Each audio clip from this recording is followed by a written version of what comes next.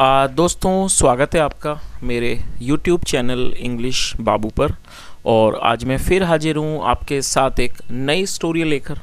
और दोस्तों आज जो स्टोरी मैं आपके लिए लेकर आया हूँ ये एक मॉरल स्टोरी है, बहुत ही अच्छी और जीवन में कुछ सिखाने वाली ये स्टोरी है। सुनकर आपको बहुत मज़ा आएगा। और उसके अलावा दोस्तों आज की ये जो स्टोरी है इसके अंदर आपको कई सारे बेसिक लेवल के प्लस एडवांस लेवल के वर्ड मीनिंग आपको सीखने को मिलेंगे और इनकी करेक्ट प्रोनाउंसिएशन के बारे में पता चलेगा। और हमेशा की तरह जो इसका ग्रामर का पार्ट है, जो एक एक स्ट्रक्चर है उसे बिल्कुल डिटेल में कवर करेंगे, तो जो ट्रांसलेशन है और जो रीडिंग है आप बहुत ही अच्छे से समझ पाएंगे, साथ में सीख भी पाएंगे। तो चलिए दोस्तों आज के इस वीडियो को हम शुरू करते हैं और सबसे पहले कहानी का टाइटल देखते हैं। कहानी का टाइटल है सीइंग रियलिटी। क्या मतलब हुआ? Seeing reality. दोस्तों सी का मतलब होता है देखना और रियलिटी का मतलब होता है वास्तविकता, सच्चाई। सीइंग रियलिटी मतलब कि वास्तविकता देखना या कह सकते हैं सच्चाई देखना। तो दोस्तों ये आज की इस कहानी का टाइटल है, शीर्षक है। और अब मैं इसे पढ़ना शुरू करता हूँ। आपसे रिक्वेस्ट है यदि आपको आज की कहानी अच्छी लगे तो आप इसे लाइक भी ज़रूर करें। तो चलिए इसको शुरू करते हैं। The ministers, the Ashtadiggaja and the Rajguru were arguing one day about people finding fault with others but not improving their own faults। क्या मतलब हुआ? दोस्तों ये जो वाक्य है ये पास्ट कॉन्टिन्यूस का वाक्य है, जहाँ वॉज या वर्ब का प्रयोग हेल्पिंग वर्ब के रूप में किया जाता है, साथ में फोर्थ फॉर्म लगाई जाती है। आर्ग्यू का मतलब होता है बहस करना और ये फोर्थ फॉर्म है आर्गुइंग। तो क्या अर्थ हुआ? द मिनिस्टर्स मतलब कि मंत्री, the Ashtadiggaja and the Rajguru और जो राजगुरु थे वर आर्गुइंग वन डे, वो एक दिन बहस कर रहे थे। किस बारे में बहस कर रहे थे? अबाउट पीपल, लोगों के बारे में। Finding fault with others, find मतलब ढूंढना, जो मतलब कि लोगों के बारे में जो दूसरों में गलतियां ढूंढते हैं। But not improving there on faults, लेकिन वो इम्प्रूव नहीं करते, नहीं सुधारते हैं देयर ऑन फॉल्ट्स, अपनी खुद की गलतियों को। तो इस पूरी लाइन का क्या अर्थ हुआ कि एक दिन मंत्री, अष्टदिग्गज और जो राजगुरु थे वो बहस कर रहे थे इस मामले में कि जो लोग हैं वो दूसरों में गलतियां ढूंढते हैं लेकिन अपनी खुद की गलतियों में वो सुधार नहीं करते हैं। The Rajguru felt this was not true. दोस्तों ये जो वाक्य है ये पास्ट इंडेफिनिट का अफर्मेटिव वाक्य है, जहां वर्ब की सेकंड फॉर्म का प्रयोग किया जाता है। फील का मतलब होता है लगना, महसूस होना, FEEL फील, और इस सेकंड फॉर्म में फेल्ट। तो क्या अर्थ हुआ? द राजगुरु फेल्ट, जो राजगुरु थे उन्होंने महसूस किया। दिस वॉज नॉट ट्रू मतलब कि जो राजगुरु थे उन्हें ऐसा लगा कि ये सच नहीं है। Tenali Raman was silent. दोस्तों ये जो वाक्य है ये सिंपल पास्ट का वाक्य है। सिंपल पास्ट का मतलब जब हम पास्ट में कोई ऐसा वाक्य बनाते हैं जहां वॉज या वर्ब का प्रयोग हेल्पिंग वर्ब के रूप में करते हैं, साथ में नाउन एडजेक्टिव को लेकर वाक्य बनाते हैं बिना किसी वर्ब का इस्तेमाल किए, इस तरह के जो वाक्य हैं उनको नो एक्शन सेंटेंस भी कहा जाता है। साइलेंट यहाँ पर एडजेक्टिव है जिसका मतलब होता है खामोश। तो क्या अर्थ हुआ? तेनाली रमन वॉज साइलेंट मतलब तेनाली रमन खामोश थे। चलिए आगे देखिए। मीनवाइल का मतलब होता है इस दौरान। Meanwhile an artist came in with a painting and showed it to the king and the courtiers. और दोस्तों ये जो वाक्य है ये पास्ट का ही अफर्मेटिव वाक्य है, जहाँ सेकंड फॉर्म का यूज है। कम मतलब आना, सेकंड फॉर्म केम। मीनवाइल मतलब कि इस दौरान। एन आर्टिस्ट केम इन, कम इन का मतलब अंदर आना, सेकंड फॉर्म में केम इन। आर्टिस्ट मतलब कलाकार, एक कलाकार अंदर आया। विद अ पेंटिंग, एक पेंटिंग लेकर, एक कलाकृति लेकर, पेंटिंग मतलब कलाकृति लेकर। एंड शोड और दिखाया, शो मतलब दिखाना, second form showed. Showed it उस, और उसने दिखाया, इसको दिखाया। इट जो है पेंटिंग के लिए यूज हुआ है। टू द किंग, उसने उसे राजा को दिखाया। एंड द कोर्टियर्स और दरबारियों को उसने वो दिखाया। चलिए आगे देखिए। It was an exquisite painting of a beautiful women. दोस्तों ये वर्ड मैंने अंडरलाइन कर दिया है क्योंकि मुझे ऐसा लगा कि ये जो वर्ड है ये थोड़ा सा इंपॉर्टेंट आपके लिए हो सकता है। एग्जीक्यूट का मतलब होता है, एग्जीक्यूजिट का मतलब होता है उत्कृष्ट या कह सकते हैं उत्तम। जो कोई चीज़ बहुत अच्छी हो, उत्तम हो, उसे उत्कृष्ट हो, उसे एग्जीक्यूट कहा जाता है। तो क्या अर्थ हुआ? It was N execute painting of a beautiful women मतलब ये एक सुंदर महिला की उत्कृष्ट या कह सकते हैं उत्तम पेंटिंग थी, चित्र था। आगे देखिए।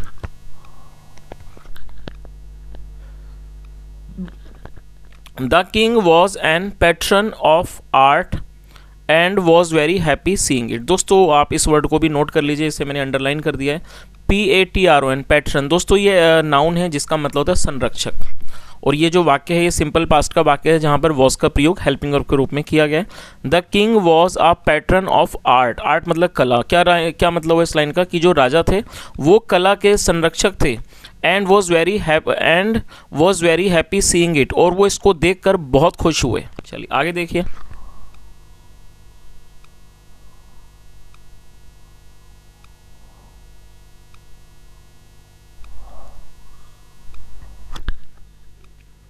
But the courtiers could do nothing but criticise it. लेकिन जो कोर्टियर मतलब दरबारी, और ये प्लूरल नाउन है। बट द कोर्टियर्स, लेकिन जो दरबारी थे, कुड डू नथिंग, उन्होंने वो कुछ भी नहीं कर सकते थे, बट क्रिटिसाइज इस, सिवाय इसकी आलोचना करने में। और दोस्तों इसको भी मैंने अंडरलाइन किया, आप नोट कर लीजिए। क्रिटिसाइज का मतलब होता है किसी की आलोचना करना, जो कि एक वर्ब है। तो इस लाइन का क्या अर्थ हुआ कि लेकिन जो दरबारी थे वो सिवाय इसकी आलोचना के कुछ भी नहीं कर सकते थे। Tenali Raman thought that this was the right time to make the Rajguru understand that he had been wrong earlier. क्या अर्थ हुआ? और ये पास्ट का अफर्मेटिव वाक्य है। थिंक मतलब सोचना, लगना, सेकंड फॉर्म में थॉट। तो क्या अर्थ हुआ? तेनाली रमन थॉट मतलब तेनाली रमन को लगा कि this was the right time, ये उचित समय है। किस चीज़ का उचित समय है? To make the Rajguru understand, Rajguru को समझाने का। और मेक अंडरस्टैंड मतलब समझाना। और ये जो वाक्य है ये हमारा पॉजिटिव सेंटेंस है जहां पर मेक का प्रयोग किया जाता है। तो इस लाइन का क्या अर्थ हुआ कि जो तेनालीरामन थे उन्हें लगा कि ये जो है वो उचित समय है राजगुरु को समझाने का। क्या समझाने का? कि that he had been wrong earlier, कि वो अर्लियर मतलब कि पहले वो गलत रहे थे। रॉन्ग मतलब पिछली, मतलब पहले वो गलत थे। आगे देखिए। People do not find fault with others. People do find, sorry not need find है ये। People do find fault with others very easily but they do not know how to improve either themselves or others। क्या अर्थ हुआ? people do find fault मतलब कि जो लोग हैं वो find मतलब कि ढूंढते हैं, fault कमी ढूंढते हैं, with others मतलब दूसरों में वो कमी ढूंढते हैं, very easily मतलब बहुत आसानी से, but they do not know लेकिन वो नहीं जानते हैं, how to improve कि कैसे वो सुधार करें, आइदर themselves मतलब कि खुद को, और अदर्स या फिर अन्यों को। और दोस्तों यहाँ पर आप इस चित्र को भी देख सकते हैं कि ये एक पेंटिंग है जिसे सब लोग देख रहे हैं और सब उसके बारे में कोई ना कोई बातें कर रहे हैं, कमियां निकाल रहे हैं। चलिए आगे देखिए। Let us place the painting in the market sir, he suggested. Ask the people to mark on it what they think is wrong with it and needs improvement। क्या अर्थ हुआ? let us place, place का मतलब रख देना, लगा देना। let us place the painting in the market sir। तो उन्होंने क्या कहा कि श्रीमान चलो हम इस पेंटिंग को, इस ये जो पेंटिंग है, ये जो चित्र है, इसको रख देते हैं। कहाँ रख देते हैं? इन द मार्केट, बाजार में। ही सजेस्टेड, उन्होंने सुझाव दिया। आस्क द पीपल, लोगों से पूछते हैं।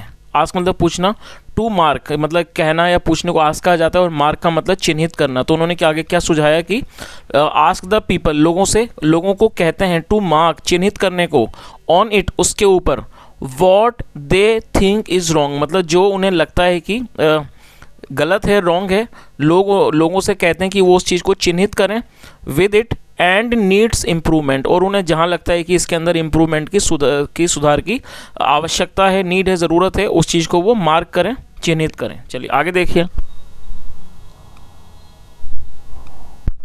The people will be able to जज द पेंटिंग करेक्टली। और दोस्तों विल बी एबल टू का यूज़ किया जाता है जब हम कोई ऐसा वाक्य बनाएंगे जहां वाक्य की टेल पर सकूंगा, पाएंगे, सकेंगे जैसे शब्द आएंगे, वहां विल बी एबल टू के साथ वर्ब की फर्स्ट फॉर्म लगाई जाती है। और जज का मतलब होता है किसी चीज़ का न्याय करना, किसी चीज़ को आंकना। तो क्या अर्थ हुआ? The people will be able to जज, जो लोग हैं वो इस चीज़ को जज कर पाएंगे, इस चीज़ को आंक पाएंगे। द पेंटिंग, उस पेंटिंग को करेक्टली, सही से उस चीज़ को वो जांच पाएंगे। चलिए आगे देखिए। The king thought this was a great idea। Think मतलब सोचना, second form thought. The king thought, राजा को लगा, this was a great idea, मतलब ये बहुत अच्छा एक विचार है। सो इसलिए the painting was put up at a cross road, इसलिए। और दोस्तों ये जो वाक्य है ये पास्ट इंडेफिनिट का पैसिव वॉइस का वाक्य है, और ये पुट की थर्ड फॉर्म भी पुट ही होती है, तो यहाँ पर इसे थर्ड फॉर्म के रूप में प्रयोग किया गया। तो इस लाइन का पूरी का क्या अर्थ हुआ कि जो राजा थे उन्हें लगा कि एक अच्छा आइडिया, एक अच्छा विचार है, इसलिए the painting was put up eight A cross road, जो पेंटिंग थी उसको एक क्रॉस रोड मतलब एक चौराहे पर उसको रख दिया गया। People were asked to comment on it, दोस्तों ये जो वाक्य है ये भी पास्ट इंडेफिनिट का पैसिव वॉइस का वाक्य है, जहां पर वॉज वर्ग के साथ थर्ड फॉर्म का यूज किया जाता है। पीपल प्लूरल नाउन है, इसलिए वर्ग का यूज किया गया, साथ में थर्ड फॉर्म लगाई गई है। और आस्क का मतलब होता है किसी को कुछ करने को बोलना। तो क्या अर्थ हुआ, people were asked to comment on it, comment मतलब टिप्पणी करना, मतलब लोगों को उस पर टिप्पणी करने को कहा गया। With in a short time, with in मतलब अंदर, with in a short time मतलब बहुत थोड़े समय के अंदर, द पेंटिंग वॉज रूइन, जो पेंटिंग थी उसको रूइन मतलब कि बर्बाद कर दिया गया। और यहाँ भी वॉज के साथ थर्ड फॉर्म है, और ये पास्ट इंडेफिनिट का पैसिव वॉइस का वाक्य। तो इस पूरी लाइन का क्या अर्थ निकला, with in a short time the painting was रूइन, मतलब कि थोड़े ही समय में जो पेंटिंग थी उसको बर्बाद कर दिया गया। People had marked whatever they considered was wrong with it, दोस्तों यहाँ पर देखिए हेड के साथ थर्ड फॉर्म का यूज़ किया गया है। तो ये पास्ट परफेक्ट का वाक्य है, जब हम पास्ट परफेक्ट में कोई वाक्य बनाते हैं तो वहाँ हेड के साथ थर्ड फॉर्म लगाई जाती है। कंसीडर का मतलब होता है मानना, थर्ड फॉर्म में कंसीडर। तो क्या अर्थ हुआ, पीपल हैड मार्क्ड, जो लोगों ने मतलब कि चिन्हित किया था, क्या चिन्हित किया था, what ever they considered was wrong, मतलब उन्हें जो भी गलत उन्होंने लगा, जो भी गलत उन्होंने माना उसको उन्होंने मार्क किया विद इट। द आइज मतलब कि आंखें, द नोज नाक, आईब्रोज मतलब कि भौएं, हेयर बाल, चीक्स गाल, नेक गला, ज्वेलरी और जो आभूषण थे, मतलब इन सब चीज़ों को उन्होंने क्या करा, मार्क कर दिया, चिन्हित कर दिया, क्योंकि उन्हें ऐसा लगा कि ये गलत है, कहीं ना कहीं इसमें मिस्टेक है। एवरीथिंग वॉज मार्क्ड, कि हर चीज़ को मार्क किया गया, चिन्हित किया गया। एज बीइंग रॉन्ग मतलब कि हर चीज़ को गलती के रूप में चिन्हित किया गया। इन सम वे, किसी ना किसी तरीके, इन सम वे और द अदर, किसी ना किसी तरीके से हर चीज़ को एक गलती की तरह से चिन्हित किया गया। तो दोस्तों इस चीज़ का जो कहानी यहाँ तक आप समझ आई गई होगी, मैं थोड़ा सा इसमें आपको बता देता हूँ कि जब वो चित्रकार उस पेंटिंग को लेके आया तो राजा साहब ने को काफ़ी अच्छी लगी, लेकिन जो दरबारी थे वो उसमें कमियां निकालने लगे, और जो राजगुरु थे वो भी उसी टाइम इस बारे में बहस कर रहे थे। तो जो तेनाली थे उन्होंने इस चीज़ का सुझाव दिया कि चलो इस पेंटिंग को बाज़ार में लगाते हैं, उन लोगों को कहते हैं उन्हें जो भी इसमें गलतियाँ लगें तो उसको वो चिन्हित करें, मार्क करें। तो लोग जब उस पेंटिंग को बाज़ार में रख दिया गया तो जो भी वहाँ पर आया सबने कोई ना कोई उसके अंदर गलती निकाल दी, और पेंटिंग पूरी तरह से, जैसे हमने यहाँ पर देखा रूइन शब्द का प्रयोग किया गया, उसको पूरी तरह से बर्बाद कर दिया, क्योंकि उन्होंने हर चीज़ में गलतियाँ निकाली। चलिए आगे देखिए। इन द इवनिंग मतलब कि शाम को, the painting was brought back, और ये भी पास्ट इंडेफिनिट का पैसिव वॉइस का वाक्य है, जहाँ वॉज के साथ थर्ड फॉर्म लगाई गई है। ब्रिंग मतलब लाना, थर्ड फॉर्म में ब्रॉट बैक मतलब वापस। इन द इवनिंग शाम को, the painting was brought back to the palace, क्या अर्थ हुआ कि शाम को पेंटिंग को महल में वापस लाया गया, brought back to the palace. Everyone saw all the marks, सभी ने, और ये पास्ट का अफर्मेटिव वाक्य है जहाँ सेकंड फॉर्म लगाई गई है, सी मतलब देखना, और सेकंड फॉर्म है saw, SAW। Everyone saw all the marks मतलब सभी ने सारे चिन्हों को देखा। पीपल हैड मेड, जो लोगों ने बनाए थे, ऑन इट इसके ऊपर, but no attempt had been made to set anything right. और दोस्तों ये जो वाक्य है ये पास्ट परफेक्ट का पैसिव वॉइस का वाक्य है, जहाँ पर हैड बीन के साथ थर्ड फॉर्म का प्रयोग किया जाता है। और दोस्तों अटेम्प्ट जो है एक नाउन के रूप में इसे प्रयोग किया गया, जिसका मतलब होता है प्रयास। तो आप इस शब्द को भी नोट कर लीजिए, उस पूरी लाइन का क्या अर्थ निकला। और ये दोस्तों आप इसका जरूर नोट करें कि जब आप पास्ट इंडेफिनिट में पास्ट परफेक्ट में कोई पैसिव वॉइस का वाक्य बनाएंगे तो वहाँ पर हैड बीन के साथ थर्ड फॉर्म का यूज़ किया जाता है। तो क्या अर्थ हुआ, but no attempt had been made, लेकिन कोई भी प्रयास नहीं किया गया था। टू सेट एनीथिंग राइट, किसी भी चीज़ को सही करने का कोई भी प्रयास नहीं किया गया था। Tenali Raman saw the picture, Tenali Raman ने उस पिक्चर को देखा, उस चित्र को देखा। एंड सेड, और कहा, पुट दिस अप अगेन, इसे दोबारा रख दो, टुमारो कल इसे दोबारा रखो, विद अ न्यू नोटिस, एक नए नोटिस के साथ, मतलब एक नई सूचना के साथ। नोटिस का मतलब सूचना, तो उन्होंने क्या कहा कि कल इसको दोबारा रखो एक नई सूचना के साथ। So the next day people in the marketplace saw that the painting was back in the same place. क्या अर्थ हुआ? तो so the next day मतलब कि अगले दिन people in the marketplace, जो लोग थे बाजार वाले स्थान पर, saw उन्होंने देखा that the painting कि जो पेंटिंग है was back in the same place, कि वो वापस उसी स्थान पर आ गई है. बट दिस टाइम, लेकिन इस बार देयर वॉज अ नोटिस, इस बार वहाँ पर एक नोटिस था, एक सूचना थी. और वो क्या सूचना थी? All those who have marked flaws in the picture. दोस्तों आप इस वर्ड को नोट कर लीजिए. फ्लो का मतलब होता है त्रुटि, कमी. कमी को फ्लो कहते हैं. तो उन्होंने आगे क्या इसका मतलब निकला कि all those who have marked flows, कि वो सभी जिन्होंने कमियों को चिन्हित किया है इन दिस पिक्चर, इस चित्र में, मे प्लीज एक्सप्लेन, वो कृपया करके एक्सप्लेन करें, समझाएं, how the flows can be improved, कि किस तरह से फ्लोज को मतलब कमियों को कैन बी इम्प्रूव्ड, सुधारा जा सकता है. तो दोस्तों इस चीज़ का मतलब समझ ही गए होंगे कि उन्होंने सुझाव दिया कि भाई इस पिक्चर को दोबारा लगा दो, और उसको दोबारा से उस चित्र को रखा गया. लेकिन इस बार वहाँ पर ये सूचना थी कि लोगों से रिक्वेस्ट की जाती है कि जिन लोगों ने इसके ऊपर अपनी टिप्पणियाँ की हैं, जिन्होंने इसमें कमियों को बताया है, कमियों को चिन्हित किया है, उन लोगों को मतलब अपील की गई कि वो ये बताएं कि इनको कैसे सुधारा जा सकता है. On the previous day, previous मतलब पिछला, पिछले दिन, there had been a large crowd, मतलब एक वहाँ पर एक बहुत लार्ज क्राउड, मतलब एक बहुत बड़ी भीड़ थी अराउंड द पिक्चर, पिक्चर के आसपास. Each one busy finding fault, और हर कोई जो था वो बिजी था, व्यस्त था, फाइंडिंग फॉल्ट, गलती ढूंढने में, विद द पिक्चर, उस चित्र में. बट टुडे, लेकिन आज, द होल डे पास्ट, पूरा होल डे मतलब पूरा दिन, बट टुडे, लेकिन आज, द होल डे पास्ट, पूरा दिन गुजर गया, विदाउट अ सिंगल पर्सन, बिना एक आदमी के, कमिंग फॉरवर्ड, आगे आए हुए, टू करेक्ट द फ्लोज, उन कमियों को करेक्ट करने के लिए कोई भी व्यक्ति को आगे आए हुए दिन गुजर गया. दे हैड नोटिस्ड, जो उन्होंने नोटिस की थी, देखी थी, एंड पॉइंटेड आउट, और जो उन्होंने निकाली थी इन द पिक्चर, उस पिक्चर में, चित्र में, द प्रीवियस डे, पिछले दिन. तो इस पूरी लाइन का क्या अर्थ निकला कि पिछले दिन वहाँ पर एक बहुत बड़ा, एक लार्ज क्राउड थी, लोगों की भीड़ थी उस पिक्चर के आसपास. Each one busy finding fault with the picture, और हर कोई व्यस्त था उस चित्र के अंदर कोई कमी ढूंढने में. लेकिन आज पूरा दिन गुजर गया और एक भी आदमी आगे नहीं आया उस फ्लोज को, उन कमियों को करेक्ट करने के लिए जो उन्होंने नोटिस की थी, देखी थी, जिसमें उन्होंने कमियां निकाली थी पिछले दिन.